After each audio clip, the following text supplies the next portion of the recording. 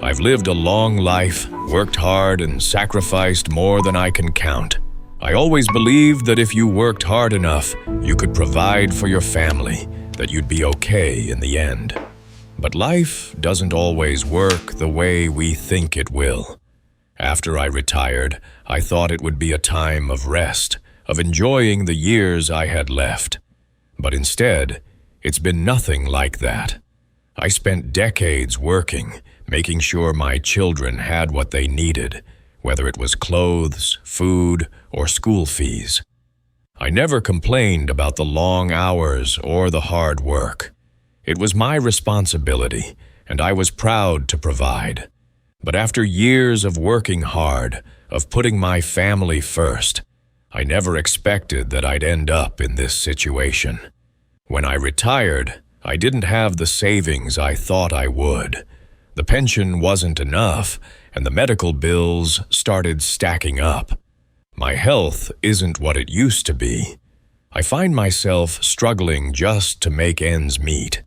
I've always prided myself on being independent, never wanting to ask for help, never wanting to burden anyone. But now, that's exactly what I had to do. I thought about it for days. I didn't want to ask, but I had no choice. I needed help. I had to ask my son. He's my flesh and blood, the one I'd worked so hard for. I thought surely he'd help me now. After everything I did for him, he would understand. I picked up the phone, my hands trembling, and dialed his number. "Son?" I said, trying to keep my voice steady. "I've run out of money. My health is failing, and the bills are piling up. Can you help me?" I waited, holding my breath, hoping for understanding, but what I didn't expect was silence. Silence that felt like a punch to the gut. I thought, this is my son. He'll be there for me. He'll understand. But that wasn't the case, not at all. I thought asking for help would be the hardest part, but the real pain came when I realized he wasn't willing to help me at all. After days of thinking, trying to figure out how I was going to make it, I knew what I had to do. I had to swallow my pride and reach out to the one person I thought would always have my back, my son. I had given him everything I could, poured my heart and soul into raising him, and now, in my time of need, I had to hope that he would do the same for me. I tried to push away the guilt of asking for help. I never wanted to be a burden, especially to my children. They had their own lives to live, their own struggles. But I couldn't ignore it any longer. The bills kept coming, my health kept declining, and I couldn't keep up. I needed him, and I had no choice but to ask. I picked up the phone, my hands shaking as I dialed his number. The moment the line clicked, I felt a knot form in my chest. "Son," I said, trying to sound calm, but my voice trembled with a mix of fear and desperation. "I need your help. I've spent everything I have trying to get by, and now I'm struggling. The bills are piling up, and I don't know what to do. I've always been there for you, and now I need you to be there for me." There was a pause, just a moment, but it felt like an eternity. I waited for him to say something reassuring, something that would ease my mind, but all I heard was the faint sound of him breathing on the other end. Then he spoke, and his words hit me like a cold slap in the face. "Dad, I can't help you right now. I have my own family to take care of. You've always been fine on your own. This is your problem now." I didn't know what to expect when I called him, but the words he said to me shattered everything I thought I knew about family. When I heard him say, "This is your problem now," it felt like a piece of me had been ripped away. For all the sacrifices I made for him, for all the years I gave, for all the times I put his needs ahead of my own, this was how he responded. I sat there, staring at the phone in my hand, as the words echoed in my head. "I have my own family to take care of," he said. And maybe he did. But I never thought it would come to this. I never thought my own flesh and blood, the one person I thought would be there when it mattered, would turn his back on me when I needed him the most. I felt a mix of anger and disbelief. Anger at myself for even thinking he would help. Anger at him for not understanding how much I had done for him, how much I sacrificed to give him everything he needed. And disbelief because I never imagined I'd be facing this in my old age, alone, struggling, and rejected by the one person I thought would always care. The silence between us stretched on, the connection still there, but everything else between us seemed to vanish. It was like a door had slammed shut between us. I couldn't understand how he could be so cold, how he could disregard everything I had done for him. I thought about all those years, the late nights, the overtime, the missed moments with my own friends and family, all for him. I thought about the sacrifices I made so he could have the best of everything. And now, here I was, asking for a little help, and he couldn't even offer that. Instead, he just told me to figure it out. I hung up the phone, and I felt like the air had been knocked out of me. It wasn't just the money I needed. It was the love, the respect, the recognition of all the things I had done. And in that moment, I realized he wasn't coming. He wasn't going to help. And maybe, in some twisted way, I wasn't the father I thought I was. I wasn't the one who mattered anymore. The pain wasn't just in the words he said to me. It was in the silence that followed. I spent days in a daze, replaying that phone call over and over in my head, trying to make sense of it. I kept asking myself, how could he do this to me? My mind raced with questions I couldn't answer. Hadn't I given him everything? Hadn't I been there for him when he needed me? And yet, when I needed him, when I was at my lowest, he turned his back. It wasn't just the money that hurt. It wasn't the bills or the debt or the fear of what tomorrow might bring. It was the realization that, in that moment, I wasn't the father I thought I was. I was just an old man with nothing left to offer. He didn't need me anymore. I wasn't the strong figure he once looked up to. I was a burden, a reminder of his own responsibilities. And in his eyes, I was just something to push aside. That's what stung the most, the emotional toll of it all, the rejection, the feeling that after everything I had done, I was no longer important. I kept telling myself I should be strong, that I shouldn't let this affect me. But the truth was, it did. Every single day, I felt it. It was in the empty space at the dinner table, in the quiet of my home, when I looked around and realized how alone I truly was. I stopped going out. I stopped calling people. I couldn't bring myself to see anyone, to explain why I was suddenly so distant. I didn't want them to see me like this, weak, helpless, and broken. But inside, that's exactly how I felt. I had given so much of myself to him, and now I was nothing. I had no purpose. And every day that emptiness grew bigger. I started questioning everything.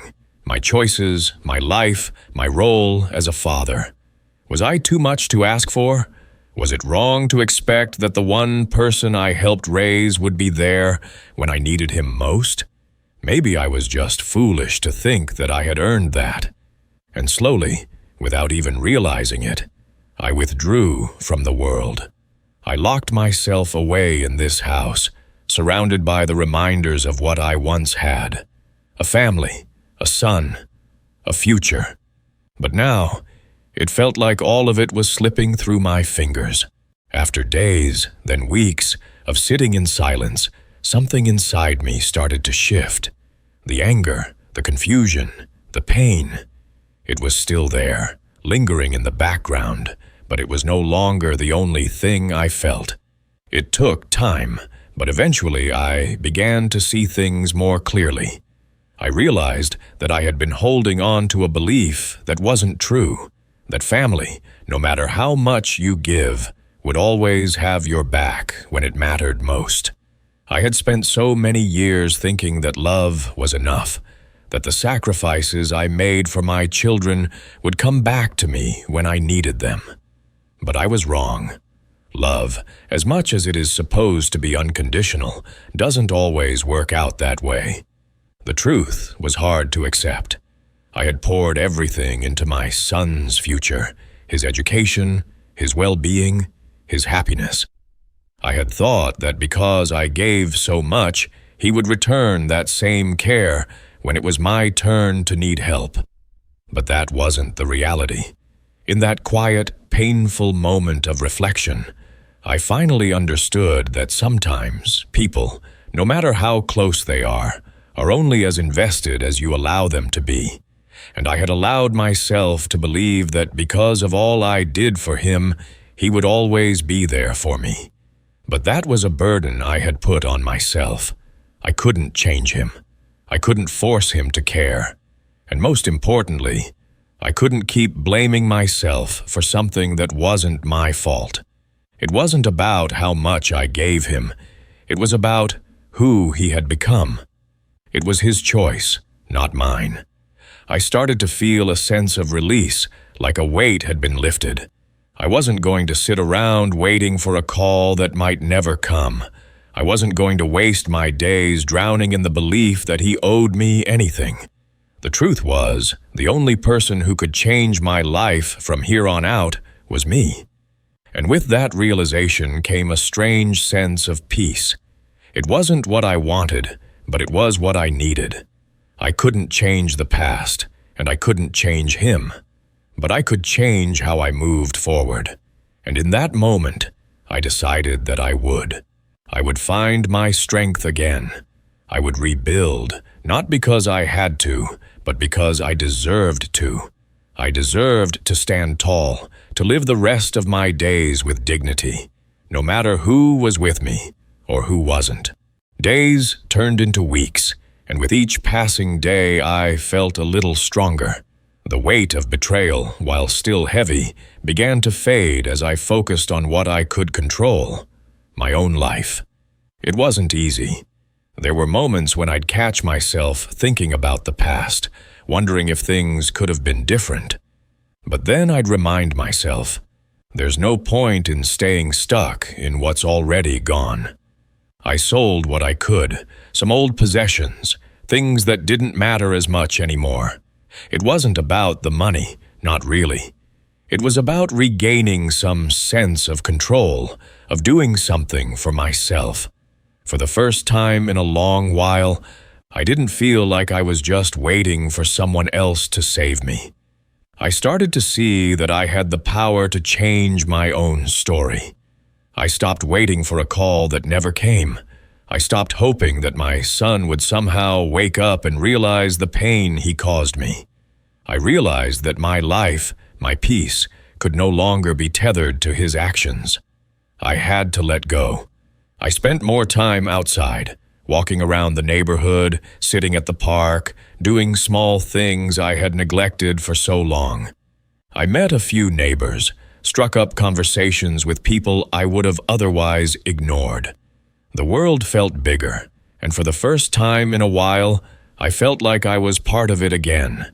I also started working on my health, something I'd neglected for too long. I wasn't as young as I once was, but I knew I had to take care of myself. Slowly, the aches and pains didn't seem as bad. It was as if, with each step I took toward healing, I was shedding the burden of anger and regret.